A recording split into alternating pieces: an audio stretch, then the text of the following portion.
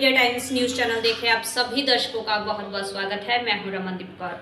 इस वक्त की बड़ी खबर आ रही है प्रयागराज से। क्या है पूरा मामला, देखने के लिए बने रहिए हमारे। संगम नगरी प्रयागराज में 2 दिनों से लगातार हो रही बारिश के कारण अब प्रयागराज के नागरिकों का जीवन अस्त व्यस्त हो गया है। जगह जगह सड़कों पर जल भराव और प्रयागराज के पास इलाके जॉर्ज टाउन में जल भराव के कारण लोगों के घरों में पानी घुसा और थाना भी पूरी तरह से जलमग्न हो गया। तो वहीं दूसरी तरफ पुराने शहर के करेली इलाके के जी के आशियाना गड्ढा कॉलोनी में 1 मंजिले तक लोगों के घरों में पानी घुस गया, जिससे लोगों को घरों की छत पर रहना पड़ा और लोग घर में कैद हो गए। नगर निगम के द्वारा करोड़ों रुपए खर्च करके नाला सफाई का दावा किया गया, मगर इस बारिश ने नगर निगम के दावों की पोल खोल कर रख दी है। अब लोग बारिश के कारण हो रही जल भराव से परेशान हैं और लोगों का घर से निकलना मुश्किल हो गया है और लोग घर में कैद है। वहीं प्रयागराज की जनता का कहना था कि जिस तरह से दावे किए गए मगर पानी निकासी की व्यवस्था नहीं की गई, जिसके कारण 2 दिनों की हुई बारिश से पूरे दावे खुल गए हैं और अब हम लोग को परेशानी का सामना करना पड़ रहा है। नगर निगम को उचित व्यवस्था करनी चाहिए जिससे कि आम लोगों को राहत मिल सके।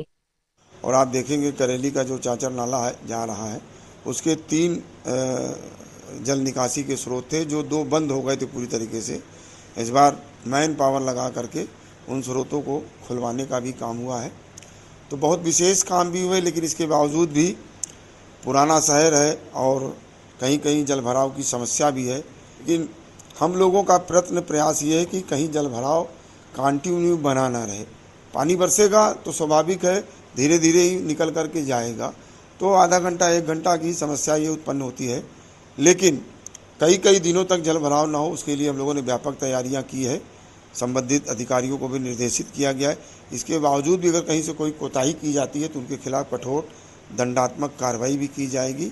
शासन और प्रशासन और नगर निगम लगातार ऐसे चिन्हित किए गए क्षेत्र जहाँ जल भराव, वहाँ पर विशेष QR टीम भी नगर निगम ने लगाई है और सभी जहाँ पर सीवर और नाले एक साथ मिलते हैं वहाँ पर पिटमाइन की भी हम लोगों ने व्यवस्था करी है, ताकि जो पन्नियों का बहाव आता है और जालियाँ बंद हो जाती है, उसके कारण भी जल भराव हो जाता है, तो पन्नियों को छांटने और निकालने का भी काम रहे।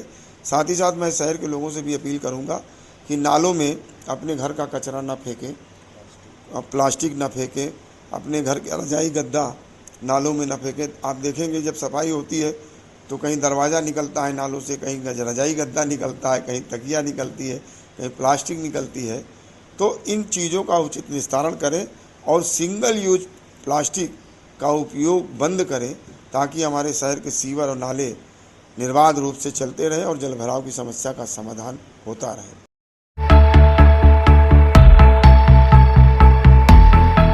प्रयागराज में लगातार बारिश के बाद शहर के विभिन्न इलाकों में हुए जलभराव का मामला इलाहाबाद हाईकोर्ट पहुंच गया है। हाईकोर्ट की खंडपीठ ने मंगलवार को स्वतः संज्ञान सुओ मोटो लेते हुए जनहित याचिका दर्ज की और प्रशासन से जवाब तलब किया है। न्यायमूर्ति अजीत कुमार और न्यायमूर्ति गरिमा प्रसाद की खंडपीठ ने जिलाधिकारी मनीष वर्मा और नगर आयुक्त प्रयागराज सीलम साई तेजा को व्यक्तिगत रूप से उपस्थित होकर यह स्पष्ट करने का निर्देश दिया है कि निचले इलाकों में जलभराव रोकने के लिए पहले से प्रभावी इंतजाम क्यों नहीं किए गए। जजों को भी हुई दिक्कत। देर से शुरू हुई सुनवाई। मंगलवार को हुई भारी बारिश के कारण शहर के कई हिस्सों में जलभराव हो गया। इसका असर न्यायिक कार्यवाही पर भी पड़ा। न्यायाधीशों और अधिवक्ताओं को हाई कोर्ट पहुंचने में कठिनाई हुई, जिसके चलते अदालत की कार्यवाही भी विलंब से शुरू हुई।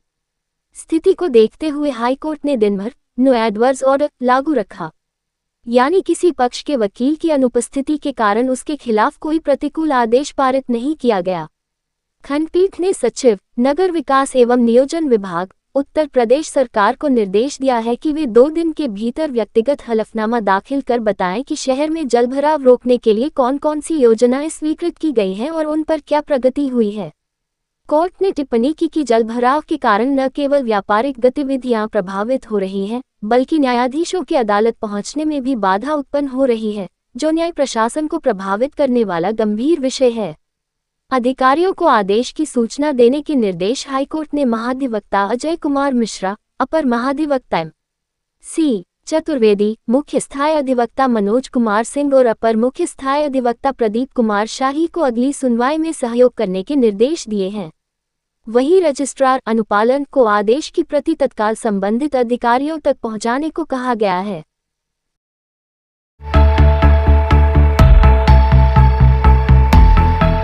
प्रयागराज में मीडिया क्लब ने धूमधाम से मनाया स्वतंत्रता दिवस, नई कार्यकारिणी का हुआ गठन।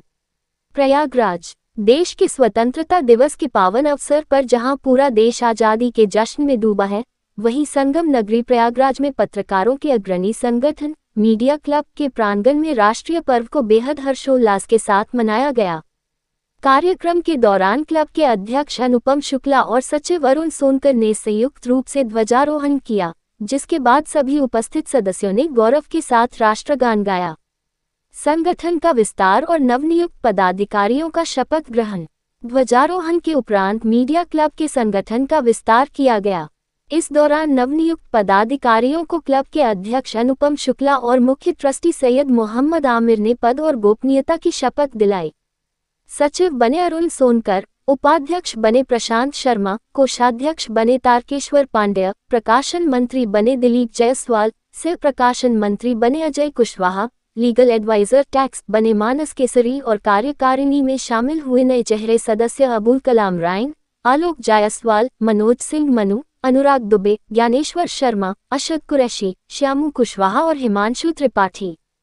शपथ लेने के बाद सभी पदाधिकारियों ने मीडिया क्लब को नई ऊंचाइयों पर ले जाने और संगठन को वैचारिक व सामाजिक रूप से मजबूत करने का सामूहिक संकल्प लिया।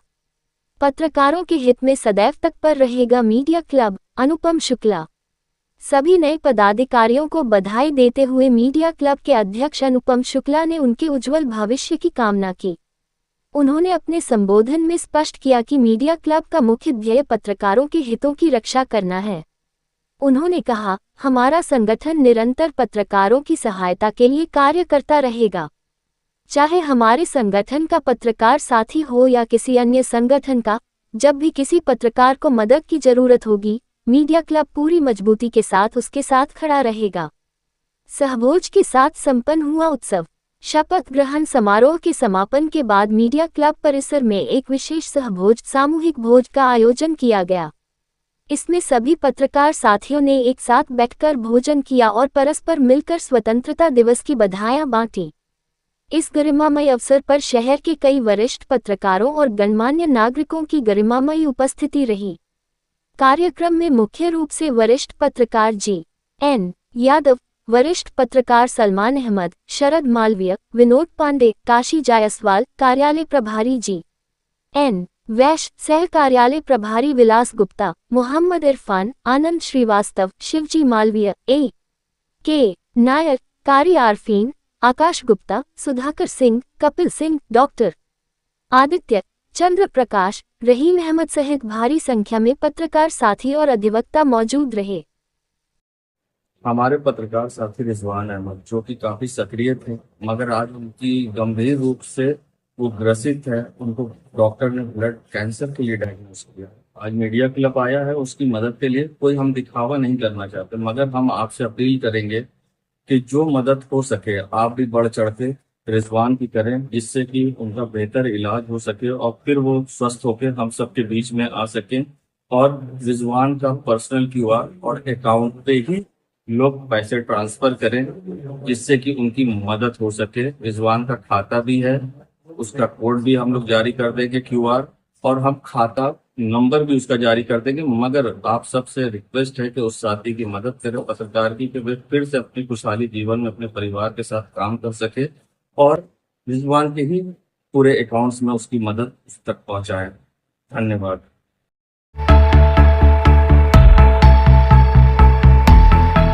नैनी थाना क्षेत्र के मरौका गांव में मंगलवार 18 अगस्त 2026 की रात करीब 8 बजे बारिश और मकान के पीछे पानी के भराव के चलते एक 3 मंजिला मकान अचानक भर कर गिर गया। मकान पत्रकार अनिल कुमार भारतीय का बताया जा रहा है। घटना के समय परिवार के लोग घर के अंदर मौजूद थे, लेकिन हादसे से करीब 10 मिनट पहले ही बच्चों समेत सभी परिजनों को बाहर निकाल लिया गया था। इसके चलते बड़ा हादसा होने से टल गया और किसी प्रकार की जनहानि नहीं हुई। मकान गिरने की सूचना मिलते ही आसपास के सैकड़ों ग्रामीण मौके पर पहुंच गए। वहीं मीडिया से जुड़े साथी भी घटनास्थल पर पहुंचे और स्थिति का जायजा लिया। बताया गया कि मकान के पीछे लगातार पानी भरने और बारिश के कारण उसकी नींव एवं संरचना प्रभावित हुई, जिसके बाद मकान अचानक गिर गया। परिजनों के अनुसार मकान के निर्माण में करीब 10 लाख रुपए खर्च हुए थे। घटना के बाद परिवार का रो रो कर बुरा हाल है। सुरक्षा को देखते हुए लेखपाल और जेई को सूचना देकर बिजली का तार कटवाया गया। घटना की जानकारी चौकी प्रभारी को देने के साथ ही गांव की पार्षद को भी अवगत कराया गया। ग्रामीणों ने प्रशासन से पीड़ित परिवार को उचित सहायता और नुकसान का आकलन कराकर राहत उपलब्ध कराने की मांग की है। देश दुनिया की खबरों के लिए world media times news channel को सब्सक्राइब करें।